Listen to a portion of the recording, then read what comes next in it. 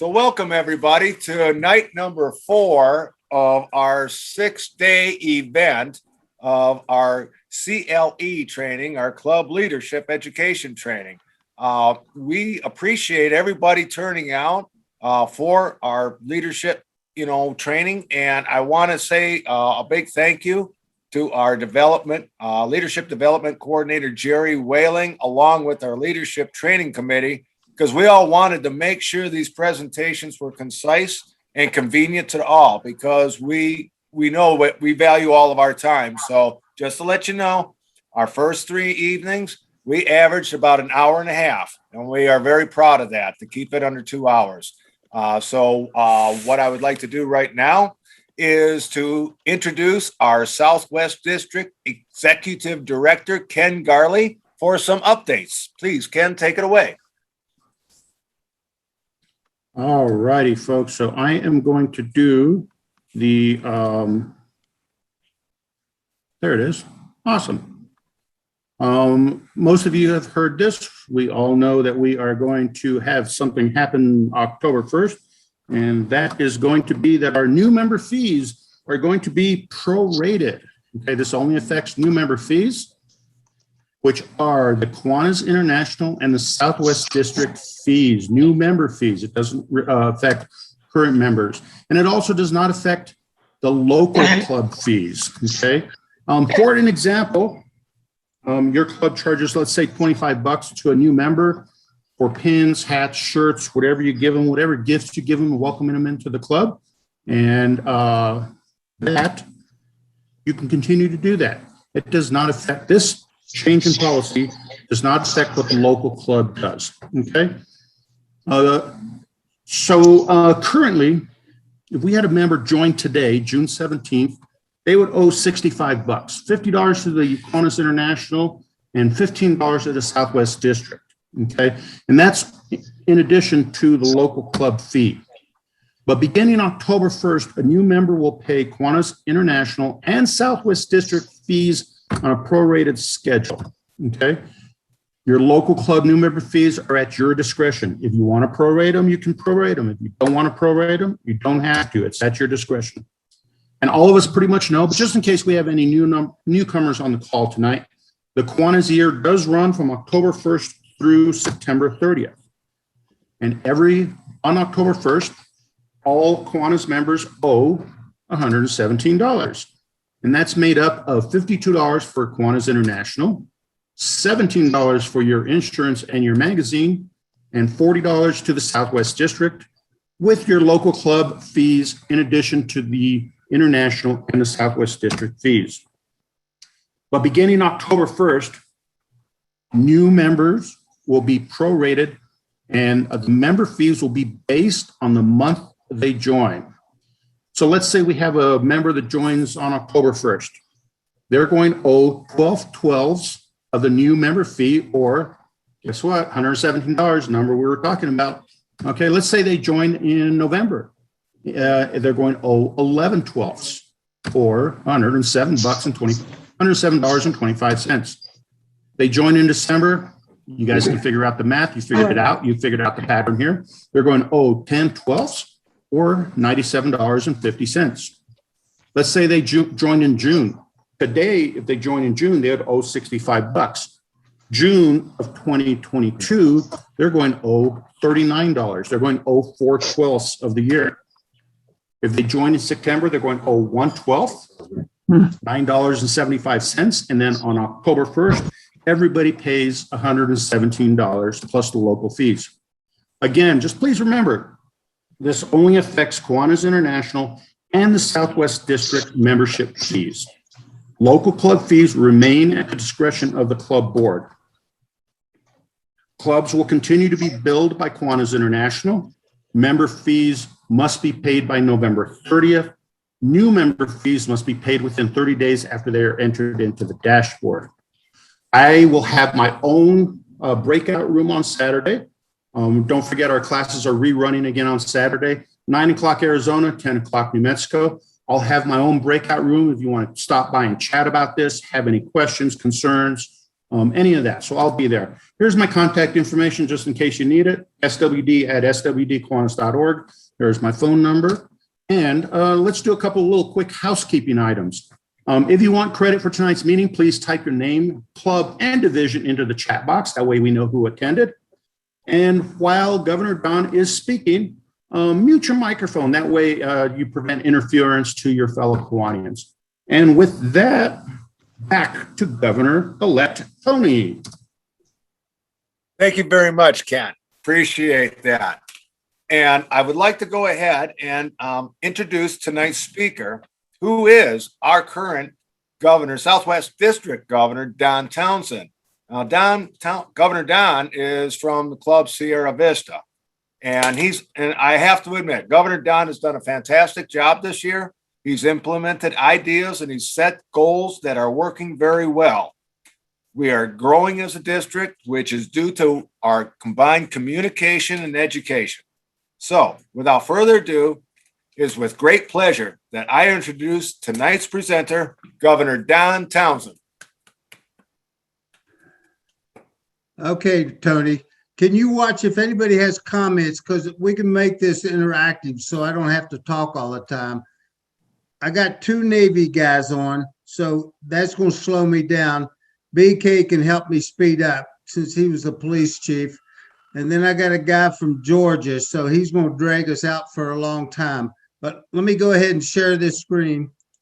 So I'm not going to read this all to you because I'm assuming you could read, because I always hated people reading to me. I'm going to give you another definition of conflict that I found. Conflict is when two or more values, perspectives, and opinions are contradictory in nature and haven't been aligned or agreed upon yet. I think all good teams go through conflict. So conflict doesn't have to be a bad thing. It's often needed if you have to raise and address different problem areas. And it gets people involved on the appropriate issues. And it can motivate people to participate in the discussion and recognize the benefits from their differences. The problem becomes when it hampers productivity. Now, this is more in the civilian market to me, but I'll get to the Kiwanis values because I'll try to tie these in as I go. Lowers morale, because I know everybody has had speakers that or people, supervisors, that it's their way or the highway, and that hampers your productivity, and that also lowers your morale because you want to have a say. And it causes, and the biggest problem about that, it causes more conflict. And it sometimes leads to inappropriate behavior. So the types of managerial actions that cause workplace conflicts: poor communications. I will leave you with two words I want you to know when we leave here tonight. Communications is one, and the hardest part for most of us, especially the men, if you're married, are listen. Because communications is not the only thing. You got to listen too. And then, of course, if you don't have enough resources to do the job, then you're going to have issues, and then people don't understand why you're doing what you're doing.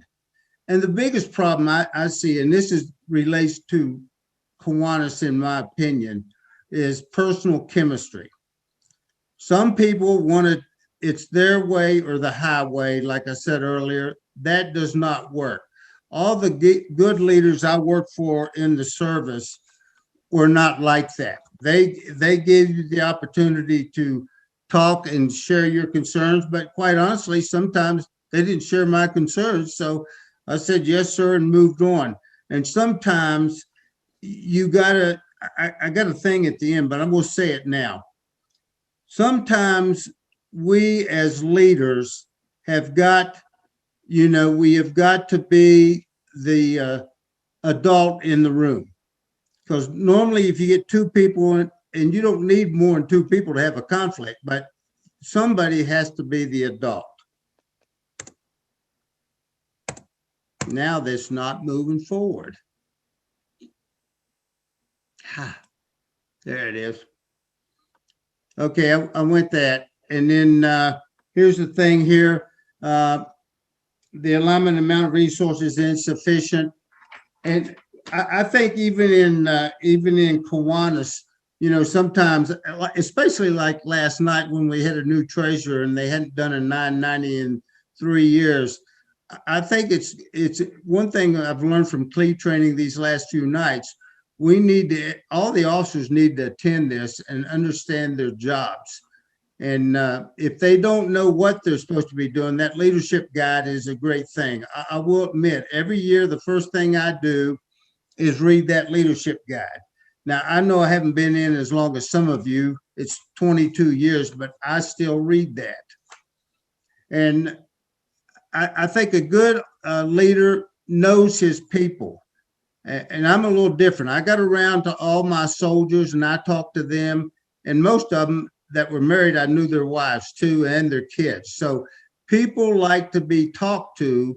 And you can build a relationship with them. That lowers your conflict at times. And then you see the regular written status and the training. I think training is key. I think that is why Cle is so important. I hear all the time, and I hear it down here when we've had it. Well, I've been a Kiwanian, or I've been a secretary, I've been a treasurer for years. I've never said on a Cle training down here that I didn't learn something. And I think that's important. I got a saying, if you quit learning, you're dead. So you need to keep learning and keep moving on. And I think it's critical on if most clubs, if they have projects and stuff, most people know how to do those projects. But I think at times we tend to forget that the people have a say in how things are done. And I think you need to get everybody's input when you do that. And that makes for a better time, and you can communicate. See, communications throughout this, and that's the key to this whole conflict. And I'll have some examples. Now, I got through the stuff here, and this is what I wanted to spend most of the time on. I'll talk to you about. I'll use a church example. When I was my wife and I attended Faith Presbyterian Church. I was an elder of Building and Grounds for 6 years. My wife's an elder now. My very first meeting, we got into a discussion. I don't call it a conflict because, I mean, you could call it a conflict. I don't care. But about an hour and 20 minutes, it got to me. And I said one thing. We had 12 elders and then the pastor and the clerk of session. And I said, somebody at this table has an agenda. And you probably say, well, that's pretty smart. But I had a 4-star general. He was only a 1-star at the time, trained me like this because normally I take people at face value and I'll listen. And I think everybody's pretty straightforward and mean what they say. But I learned through the school of hard knocks, and I mean hard knocks, that people go into meetings with agenda. In this particular meeting, the guy had an agenda. When we got to the agenda, it involved our choir director with this guy's wife. Well, this guy's wife was a professional performer, and I think the choir director thought everybody, I don't know what their grievance was, but then I said something else that got me in trouble with the pastor. I asked a follow-on questions. How long has this been going on? 4 years. So I said, Pastor Virginia, we can't solve it tonight. Can we move on? So she got a little upset with me, but we didn't solve it. And the way it was solved, she went back and talked to the choir director, and I never heard any more about it. And the choir was fine. And then unfortunately, a year or so later, the lady moved to Tucson to be closer to their kids. So that conflict went away because people went away. But in Kiwanis, we don't want people to go away just because of conflict. And that's been the biggest challenge for me this year. Not a challenge, but kind of frustrating. I think we lose too many Kiwanians by not getting along. you would think our role to serve the children and help them would overcome personalities, but that's not always the case. But let's go down this. Probably Tony, I'm admitting people too. Do you see them? Okay. Well, obviously the first one, you don't want to avoid it. And I'll give you another, I don't call them war stories because this involves my wife. My wife was a testing director at Cochise College, and there was another director, and her boss was a great guy. I mean, I talked to him the other time. He used to be the advisor when we had a CKI there, the faculty advisor, but he did not like conflict. Well, they complained about this particular supervisor, and it wasn't one or two people, it was about 4 or 5 people. So he ignored it, and then they ended up losing a good worker because she just quit and went and got another job. And I knew her very well, and she was very happy. She moved on post. So avoided is not the answer. Accommodated, and that says give in to others. I think this is probably what a lot of people that don't like controversy will do, accommodate it. But to me, that just prolongs the agony, in my opinion. If you try to make allowances, unless you can accommodate one time and it goes away, but it's been my experience that most of the time it does not go away. It will continue, because normally people that will cause a conflict will stay with it until they get their way in the conflict. And so accommodating it rarely will work, in my opinion. Now, I got to tell you, most of these are my opinions. These are not book answers, because like I said, I've learned these through the School of Hard Knocks. Now, competing, this is a little different thing, where people will try to get their way rather than clarifying and addressing the issue. And a lot of people, if you're a competitor and you're the person causing the issue, you love accommodators because you're going to end up getting your way. And the only thing you should use this for is if you're strong in your conviction that what you're doing is absolutely right. Now, the next one, compromising.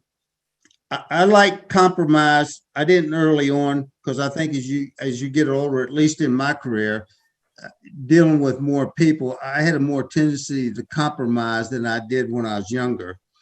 But when you compromise, it should be give and take on both sides. And ideally, this is used when you want to get the goal done and then move on to something else. Obviously, out of all these, collaborating is probably the best way to do it.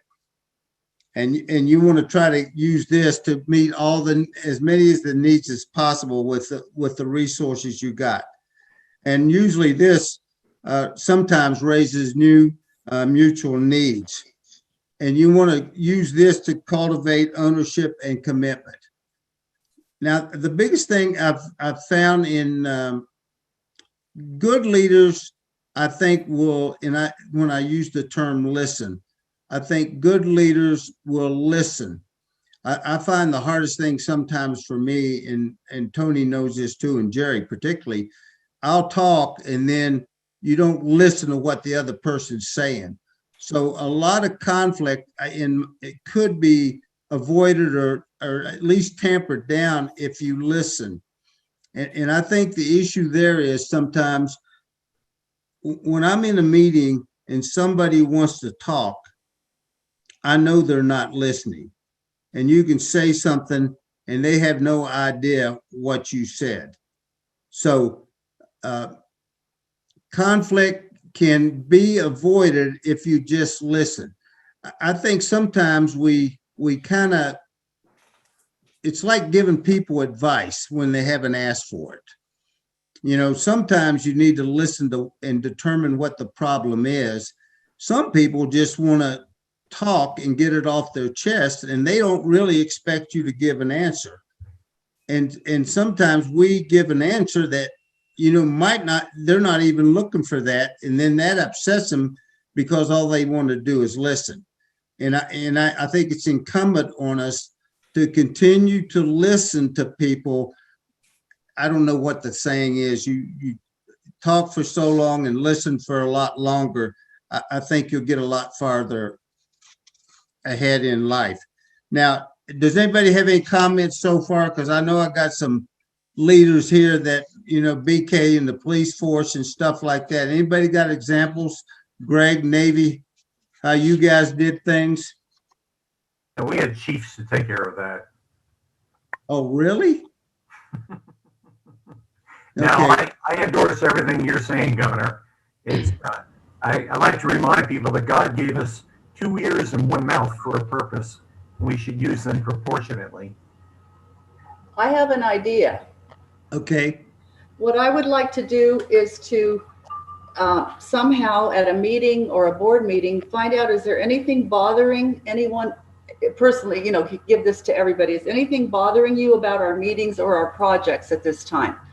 I really think we need to I've had people emailing me and calling me about little things, and I'd like to hear on an anonymous or whatever. I want to know, we kind of gloss over, oh, everything's fine, but let's find out from each member. Is there anything they're confused about, anything bothering them, anything they don't like right now? Okay. Now, I'm going to give you an example that I did when I was a commander, and before I get to the next part, and I don't advise this for anybody unless you know your people. And I'm not saying I'm real smart or anything like that, but I had issues between the commanders and the staff. And so what I did, since I'd formed the battalion from scratch, I knew all the people because I recruited them or took them from the brigade when I was the XO with me down to the battalion. And when I got wind of this, I just called a meeting one Saturday. And we sit there, we came in at 9. I think it took 5 or 6 hours. And whoever just commented, that's what we did. I went around the room and said, what was the issue? Now, the problem you got with that is some people just like to complain. And in this case, they had legitimate complaints. Well, it took several hours to figure out what the complaint really was.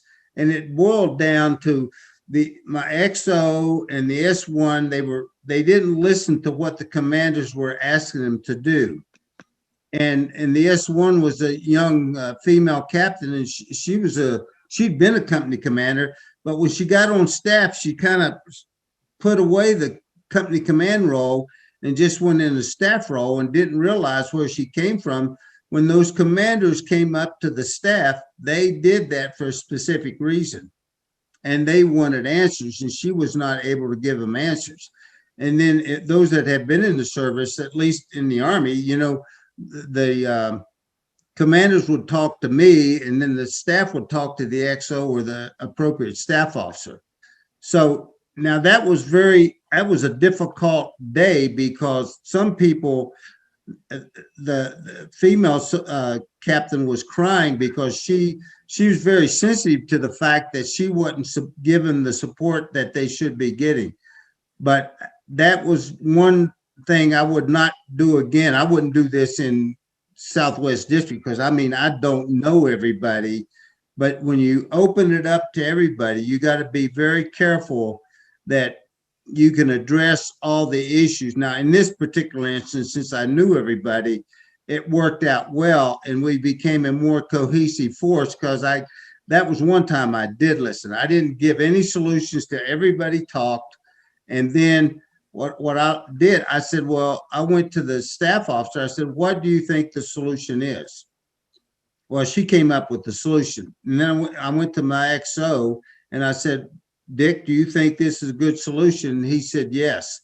So the commanders had their say, and it turned out to be all well and good. But I think the point is you got to know the people you're talking with. And then I go back, every job I've held, even as a civilian, And then as a line manager at JITC or wherever I've been, I know all the people.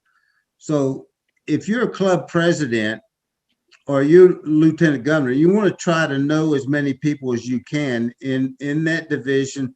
And in the club, you ought to know all your members. Because to me, the most important person in the district is the member. Individual members should have a say in how things are run. Now, Lynn and I have talked about this, so I'm going to go on to the next one because this will hopefully bring up some discussion. I'll let you read through those real quick, and then we'll talk about it.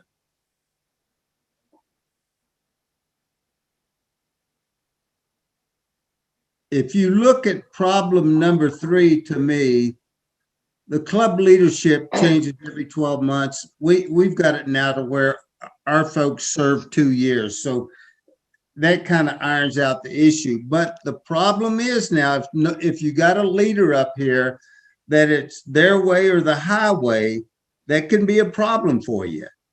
And you don't have to see, I think conflict's a bad word. I think you don't need conflict to talk to somebody. I mean, if they're irritating people and they don't know it, you know, if you talk to them, now you can't start yelling and screaming and cursing at them because they're going to get defensive and then you're going to have real conflict. So, but if you can talk to them, they might not even realize what they're doing. But the biggest thing we got is the third issue. And well, don't jump ahead. People that have been in leadership year after year after year, then you got an issue there. I think, you know, you should change every 2 years and not stay in for 10 years, because I don't think you grow as a club if you got the same leadership for a long period of time. Unless, I mean, there's some folks that are just that good and keep people energized and engaged, you know, so you got to treat, and that's another key. You got to treat everybody as individuals. You can't assume because one leader's like that, the other person's like that. And just like you can't treat all members the same. So when I said you need to talk to your members on a regular basis and get a feel for what they do. Don, can I make a comment, Don? Say again? Can I make a comment?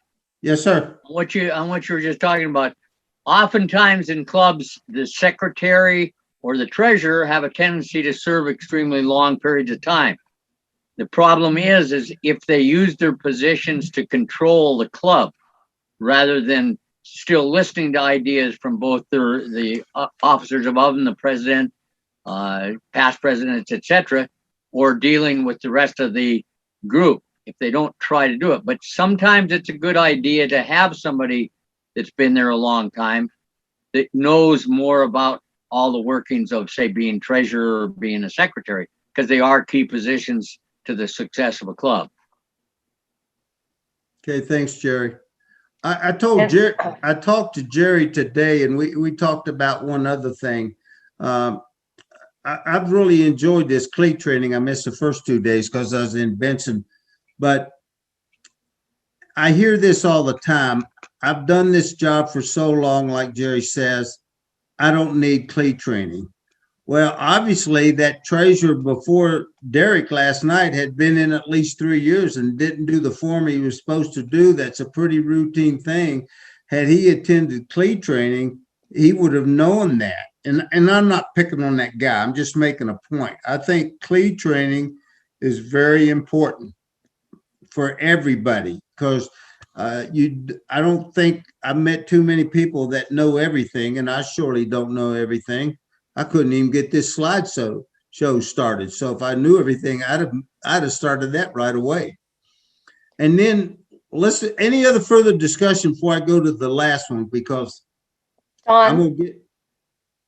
So I have a question for you and Tony as the incoming governor. So I know you talked about, and I totally get it, that at all points we want to try to keep all of our members. All right. We work way too hard to get a member to watch them walk out the door. But what is your opinion? At what point do you realize that you have an issue in your club? Maybe it is a person with a very strong personality and it's causing great conflicts where you're losing a lot of members.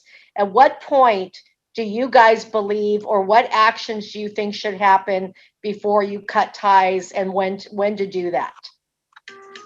Okay, let me give you my opinion.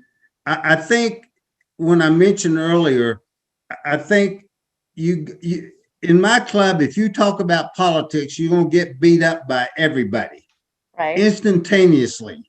And I agree. because we just don't do that in Kiwanis. But I think if you have members like that, there's been some clue as to how they are, and you need to talk to them early on. But once you start losing club members, then you have to address the issue with them directly.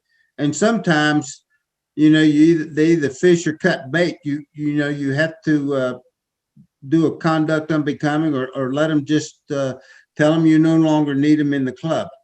Because I know why you asked me that question. So you guys are doing great now, but you had a couple toxic members, and sometimes you just got to let them go, and then rebuild behind them, because I think that's the real issue. I think that's a big issue in Kiwanis, is toxic members drive out other members, and I think when we go back to the who was ever in charge, maybe didn't avoid it, but they were not talked to directly. And if you let it go, it festers to where you might start out with a little issue that you can talk to somebody.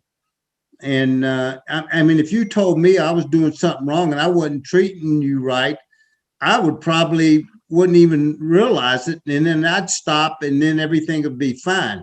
But if you don't address it early on, then you got to have some conflict resolution, and sometimes that don't work out for the club, and it causes it. But you got to be careful. That's why it's key. You got to know your members, and you got to talk to the people. It gives me another, and you notice I haven't said war story, because most of my stuff is not about the Army, but back to the church. I had two guys.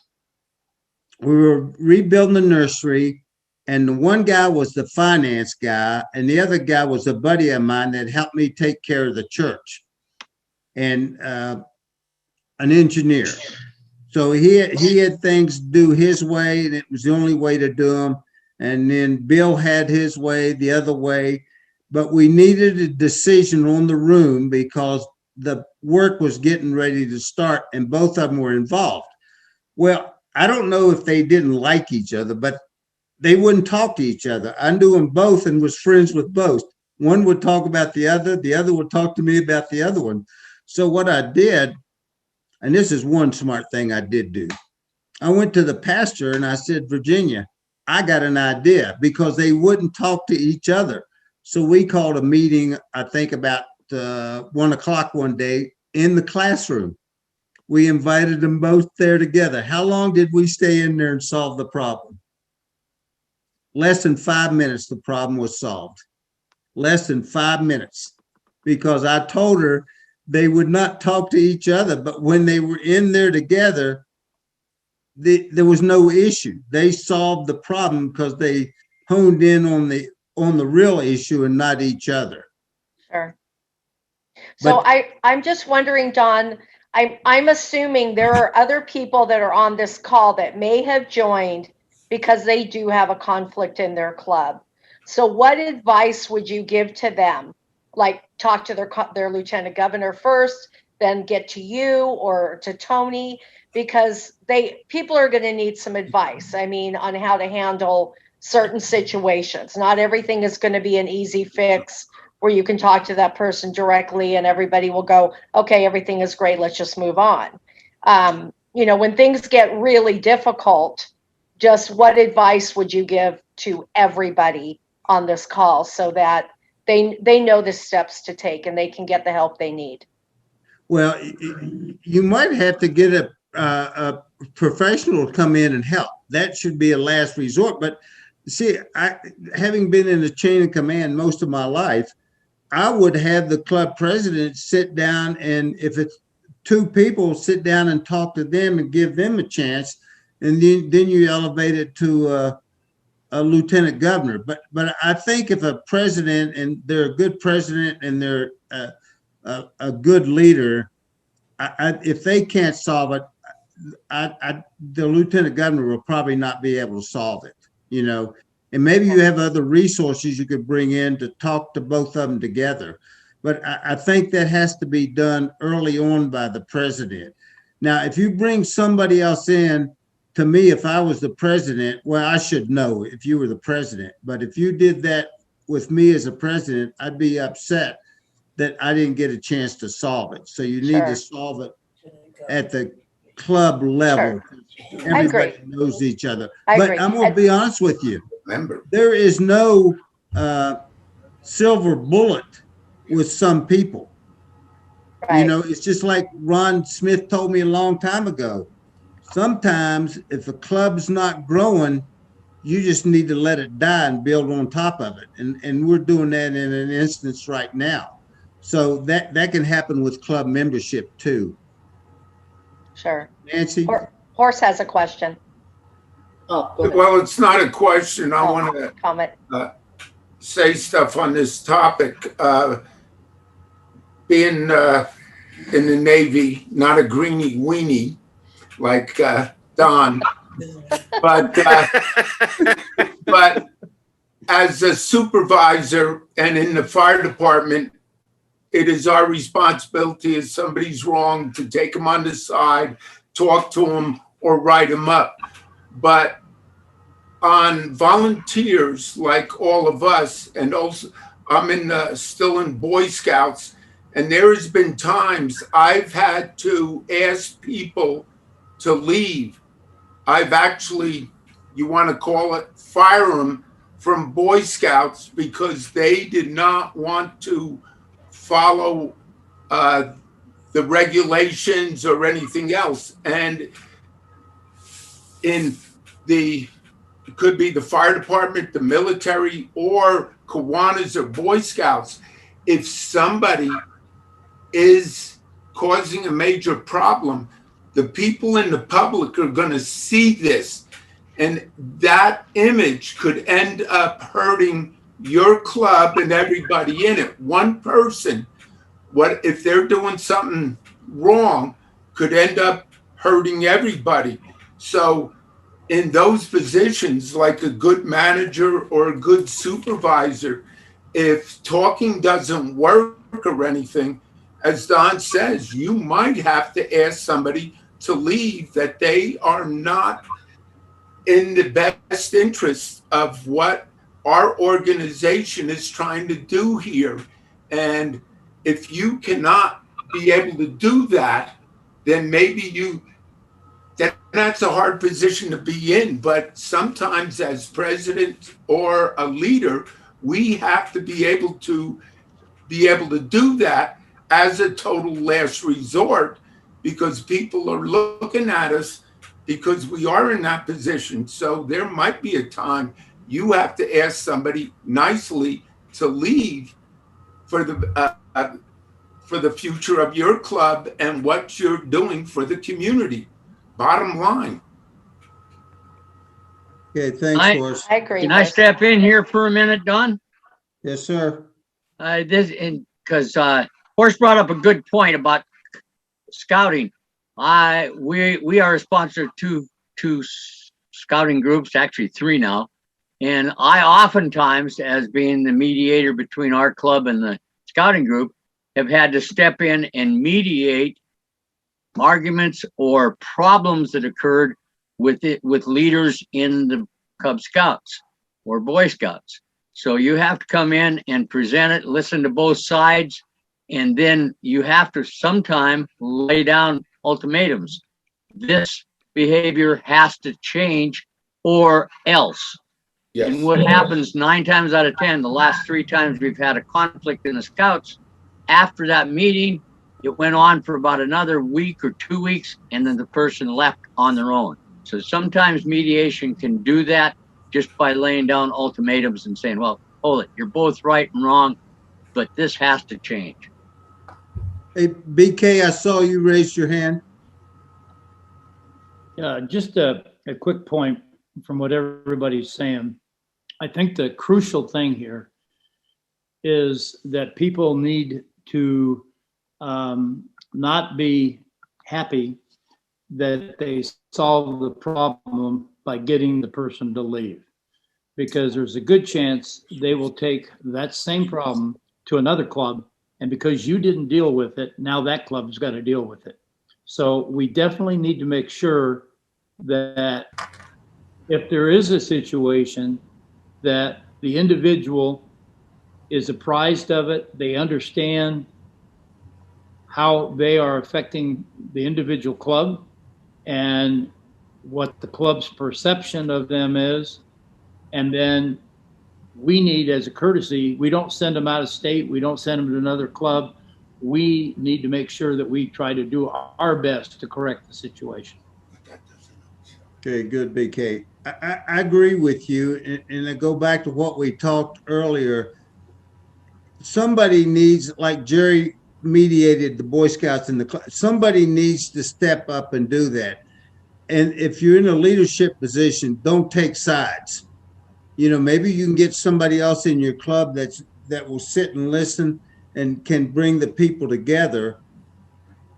But don't just, if you take sides, then you've lost before you even started. If you can listen and talk to both people, maybe you can come to a resolution. But I agree with BK. I always hated it when I sent somebody representing me. A lot of the commanders sent their worst soldiers to get them out of the unit. I sent my best one because I didn't want the unit they were going to think I was really sorry by sending them a piece of junk to do something that, you know, they couldn't do, and just to get them out of the unit. I never did that. Any other comments? Tony, you want to answer, give your answer? Well, yeah, basically, I'm the type of person who likes to be liked, and I have a hard time, handling with conflict because, I would always hope that people of our age would be grown up. And I'm finding that out through the years that that's not always the case. But when I've had to talk to people about certain things, I always leave like a back door open so that they can escape a bit. So, I don't say or else or anything like this. I just, hit with them with a problem. Now, sometimes conflict resolution or speaking to people about stepping down or stepping away isn't always about their attitude or personality. Sometimes it's just that they're not capable of holding a certain position. And I've seen that in some clubs where I've had some sleepless nights, having to do this. And I think I'm talking about a lot of us, we don't want to do this stuff, but we have to. And I've had to approach a person and talk to them. And basically, they just didn't have the time because they were still working full time and they couldn't fulfill their obligations. But they felt compelled that they had to do it, and they were doing a horrible job. And then they had an attitude because they felt that they had to do it. So by talking to them and all that stuff and giving them that, back door to step out and just say, okay, let me take a break and I'll still be a member, but, I don't want to hold the office. So, there's a lot of things to it, but like, Governor Don says, you got to listen. And if you listen, sometimes by the time they explain their side or something like that, the problem's solved. But then again, like I say, we all know we have those particular type of members in clubs that can really bring out the worst in people. And, it's something that we can't let linger because I think we have over the years, and I believe our district has paid for it. So. Well, and I think another thing, Tony, you made me think of something. I think if we get, the worst thing you can do as a leader is to call them out in public, unless it's just something you can't tolerate in Kiwanis, then you can knock them out as far as I'm concerned. But if you call them out in front of everybody, you've just created a conflict that there will be no resolution. So I go back to what I said earlier. I think the earlier you can identify the issue and talk to the person in a normal person, not chew them out, like Tony said, my 2 words, communications and listen, and you listen to what they have to say, there might be you can solve it right then, like Tony said, it'll solve itself. Because some people honestly just want to be listened to, and maybe they've been wronged by somebody. You don't know. I had an issue the other day, and I'm not going to mention any names, but I really blew my top, I'll be honest with you, because the only thing that I really get upset at is if you mistreat people. And when the thing happened and I got wind of it, I know there's at least 2 people know what I'm talking about. I said to my wife, I said, the person that said what he said, and I'm not going to say it, I'm sorry, has no idea what this person has gone through this past year. And I didn't even know the person. I just said, you can't treat people like that without knowing their history a little bit and just make a general comment. You can't send an email. I hate emails. If I got an issue with you and you're close enough, I'm going to talk to you face to face. I hate email, and then you can use phone if they're, Silver City, when I got the Navy weenie ragging on me all the time. But you just got to talk to people. That's the key thing about leadership is communication to just like BK had to his police officers, just like I had to my soldiers, officers, you've got to talk to the people. If you don't do that, you're going to have a lot more conflict. Now, most of the time, the good people that are trying to help the kids, and quite honestly, we've had some conflict that just resolved itself. People had their say, and we went on. See, I don't think, and I'm a little different than Tony, and I understand. I used to be like that, but I don't really care if you like me or not. I got a job to do. I want to try to do the job. I'm going to treat you the way I want to be treated, regardless of whether I like you or not. I don't have to like everybody to work with you. And that, because I've just learned that. I mean, there's senior officers I work for I couldn't stand. But, if they told me what to do, I did it. So, but I learned from those guys. When I got to be senior, I didn't treat people like that. Any other comments? Because I want to talk about the last one that I know is going to be controversial in what I say. Any other comments? Because I can only see BK, Dottie, and that ugly horse, and Tony and Jerry and me. Okay, let me get to the last one. Lack of transparency for the club's board of directors to the members. Oh, wait a minute. Before I do that, Candy, you had your hand up. I'm sorry. I just remembered that. I just wanted to tail off on the end of what BK said about running members off.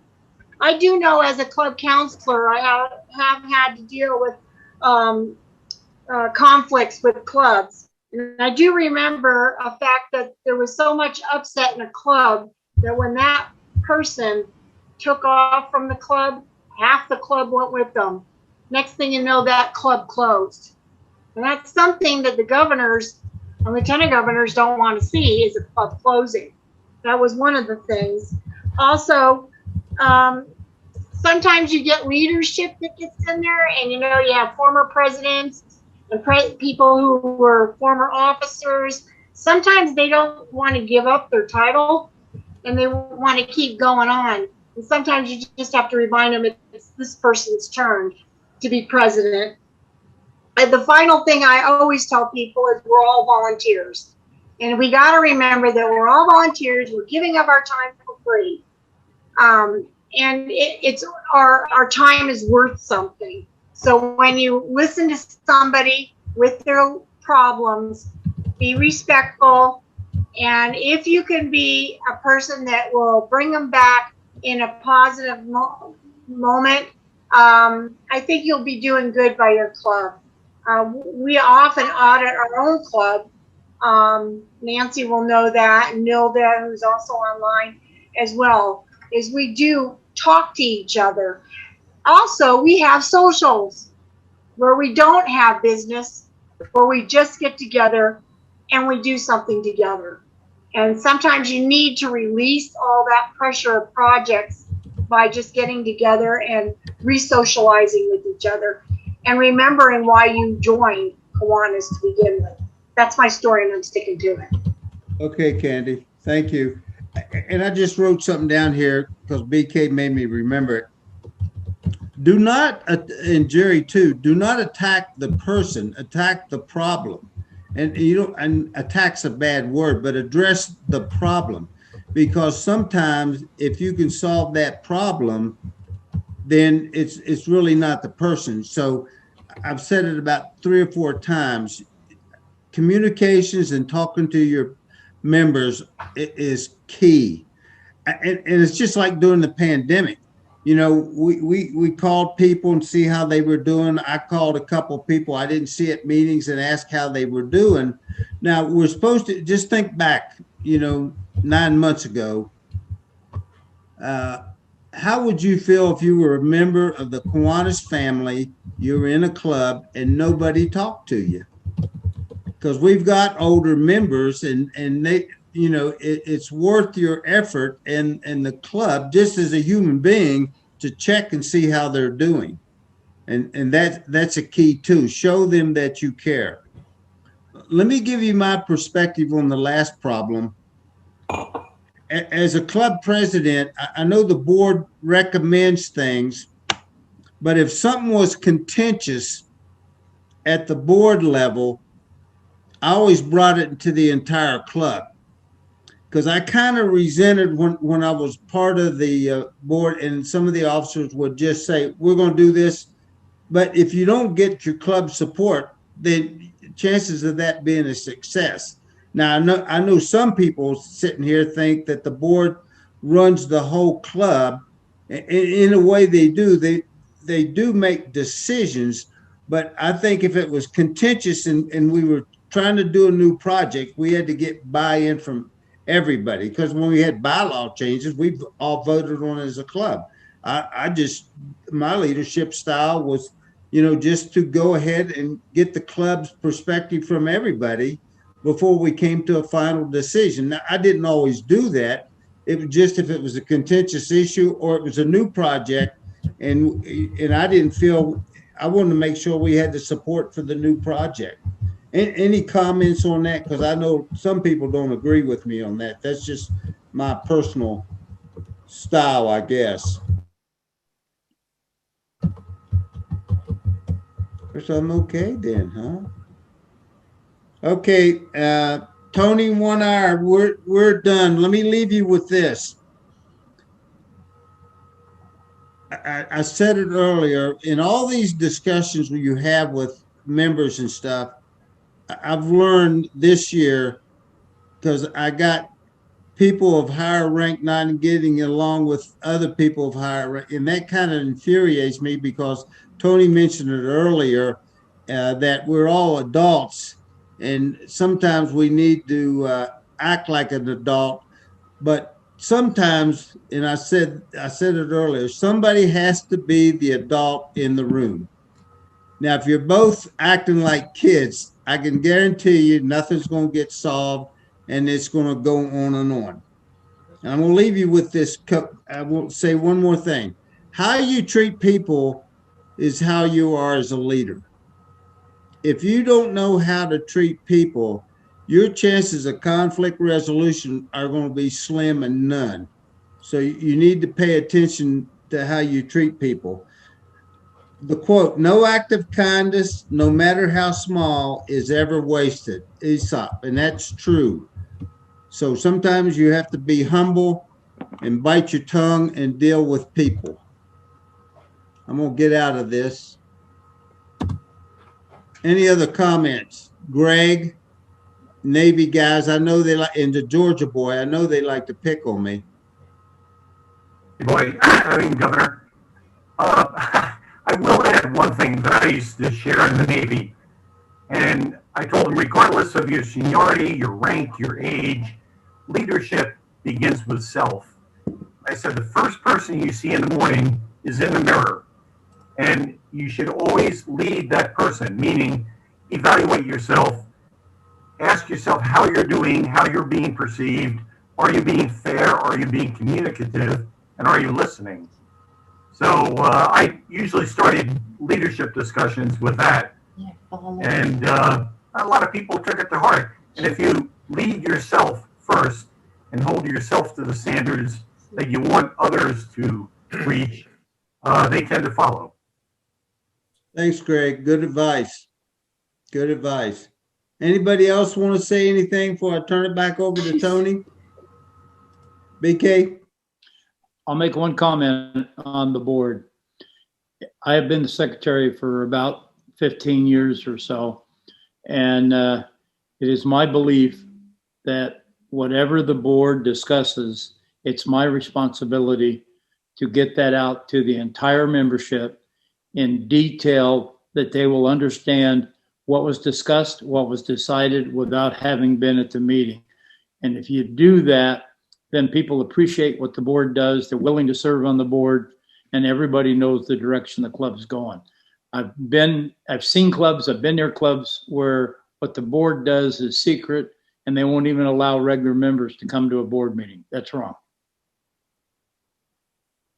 Good point, because when I was secretary, I started taking minutes of every meeting, and we had quite a few folks that were sick. I'd send them out minutes and we met 4 times a month, every or 5, depending on the number of Thursdays, and send them out. And you get a lot of response from people that appreciate what you just said. And I did that on the board too. That's a great idea. Don, even though Dottie's my wife and my better half, and I'm president and she is secretary, I concur that the most important person in the club is the secretary, because they have to get out all the information, the exact information to the rest of the club members. And that is something we cannot live without, is a good secretary. Amen. Anyone else want to make a comment? I just like to say one last thing here. Oftentimes one of us or all of us are going to run into the time where we become a part of a conflict. And when you become a part of the conflict, don't react immediately. Stop back and look at yourselves, figure out maybe that you had done something wrong too, and don't be afraid to admit it to the other person, because oftentimes it can be solved between the two of you if one of you is willing to talk.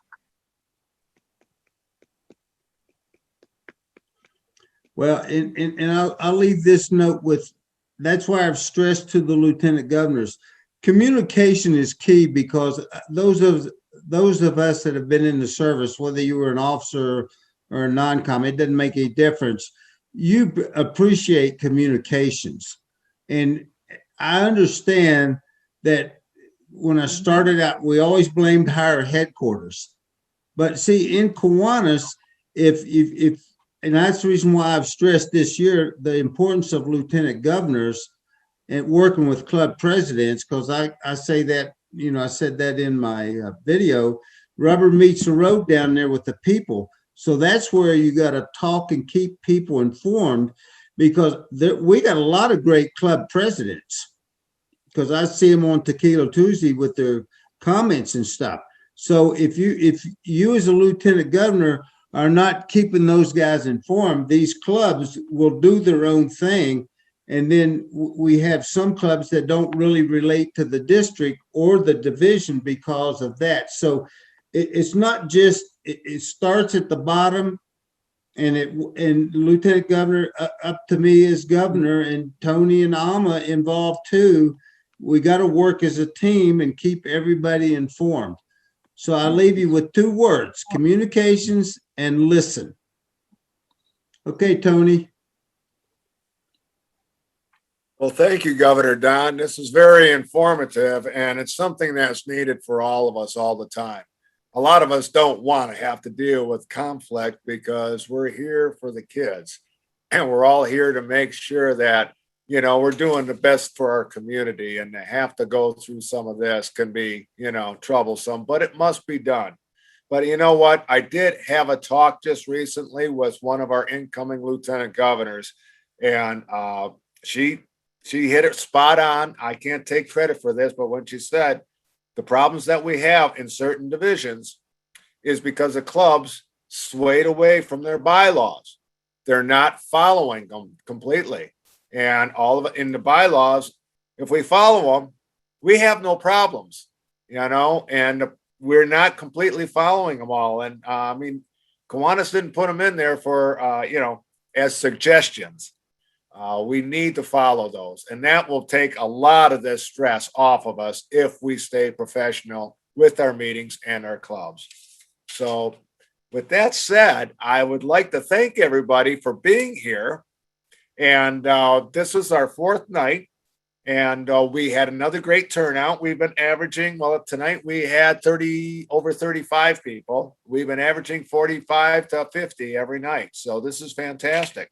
So please tune in tomorrow, same time, same place, 6 p.m. Arizona time, 7 New Mexico. And tomorrow night, we're going to have our incoming governor-elect, Tony Gutowski, leading our presentation for membership chairs. So stay tuned and come by, and we'll have a great time. Well, at least we'll have a few laughs, right? So, everybody, thank you very much, and thank you for being in tonight. Thanks, everybody. Good night, Thanks, everyone. everybody. You have a good night.